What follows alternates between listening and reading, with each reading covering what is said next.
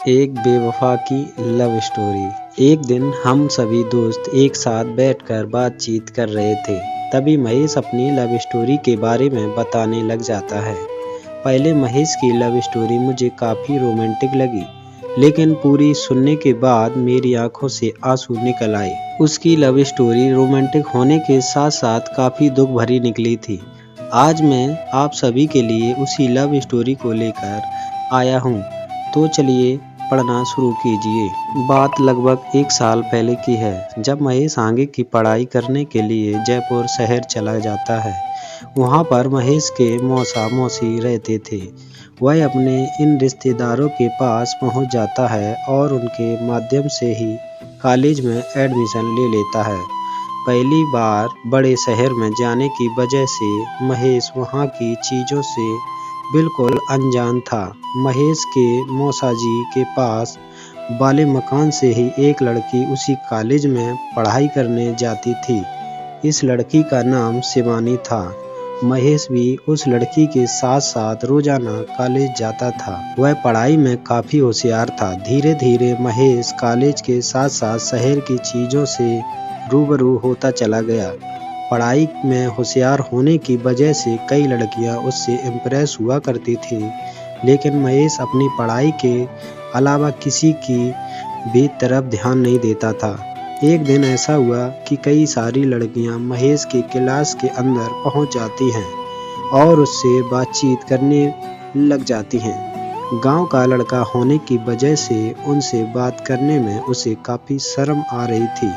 महेश के किसी भी प्रकार के कोई जवाब नहीं देने के कारण सभी लड़कियां उससे छेड़छाड़ करने लग जाती हैं। इसकी वजह से महेश काफ़ी नाराज हो जाता है और वहां से चला जाता है। अगले दिन महेश शिवानी के साथ कॉलेज जा रहा था, तभी वह उससे पूछती है, कल इतनी सारी लड़कियां आपका मजाक क्यों बना रही थीं, जिस पर आपने कोई भी जवाब नहीं दिया। महेश ने कहा, मुझे सिर्फ पढ़ाई करने के लिए मेरे माता पिता ने यहाँ भेजा है। शिवानी कहती है, इतना भी चुप मत रहो कि हर कोई आपको बेवकूफ़ समझने लगे।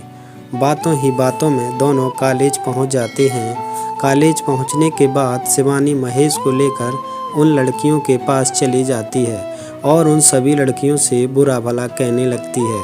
शिवानी स्वाभाविक रूप से काफ़ी तेज़ थी, जिसकी वजह से उससे लड़के भी डरते थे। सभी लड़कियों ने महेश से माफ़ी मांगी और वहां से चली गईं। शिवानी तथा महेश दोनों एक ही कॉलेज में पढ़ने की वजह से दोस्त बने हुए थे। शिवानी के बार बार कहने पर महेश भी अब कॉलेज में कम डरने लग गया। अब वह लड़कियों से भी बातचीत करता रहता था और शिवानी के डर से सभी छात्र महेश की इज्जत किया करते थे। एक दिन कॉलेज में सांस्कृतिक प्रोग्राम रखा गया था। सभी लोग सुबह सुबह कॉलेज पहुंच गए। इधर शिवानी और महेश भी कॉलेज पहुंच जाते हैं। कॉलेज में प्रवेश करते ही महेश की नज़र एक लड़की पर पड़ती है। वह लड़की देखने में बहुत सुंदर थी और बातें करने के दौरान उसके गालों पर डिंपल पड़ते थे। महेश उस लड़की को देखता ही रह जाता है। काफ़ी देर टकटकी लगाए उस लड़की को ही देखता रहता है।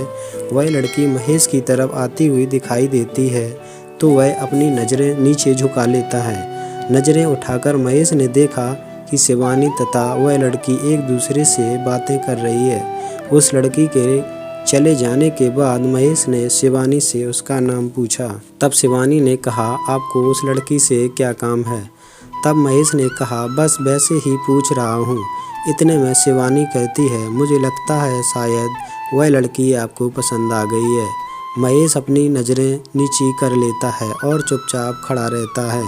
महेश की हरकतें देखकर शिवानी समझ चुकी थी कि वह उस लड़की को पसंद करने लग गया है।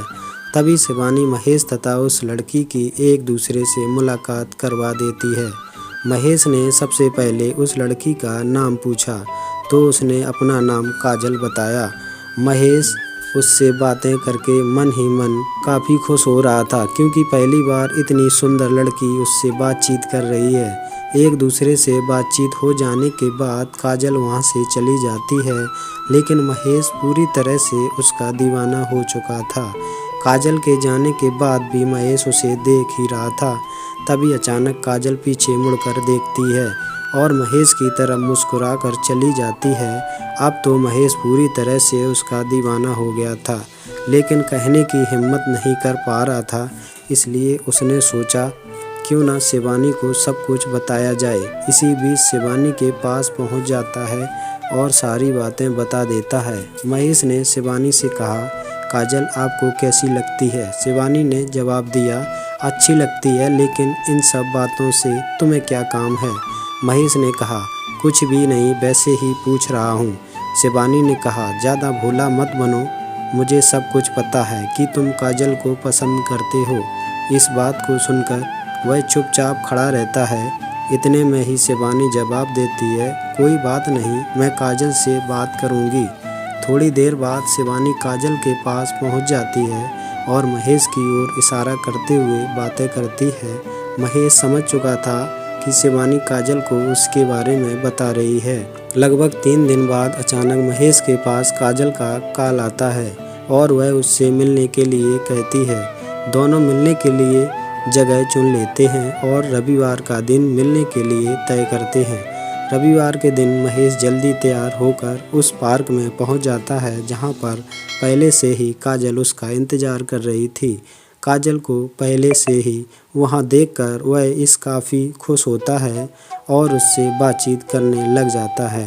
पहले मिलने के कारण दोनों रोमांटिक बातें करने लगते हैं। बहुत देर बातचीत करने के बाद काजल वहां से जाने की कहती है, लेकिन महेश कुछ समय के लिए उसे रोक लेता है। कई दिनों तक मिलने रहने के कारण काजल तथा महेश एक दूसरे को बहुत प्यार करते थे और दोनों किसी भी हालात में एक दूसरे से दूर नहीं रहना चाहते थे। लेकिन एक दिन महेश की ज़िंदगी में एक ऐसा मोड़ आया जिसने सब कुछ मिटा दिया। उस दिन महेश और शिवानी पहले की तरह एक साथ कॉलेज जा रहे थे। कॉलेज जाते समय इन दोनों को काजल में देख लिया और वह महेश से बहुत नाराज़ हो गई। काजल को लगा कि महेश तथा शिवानी एक दूसरे से पहले से ही प्यार करते हैं और मुझे बेवकूफ़ बना रहे हैं।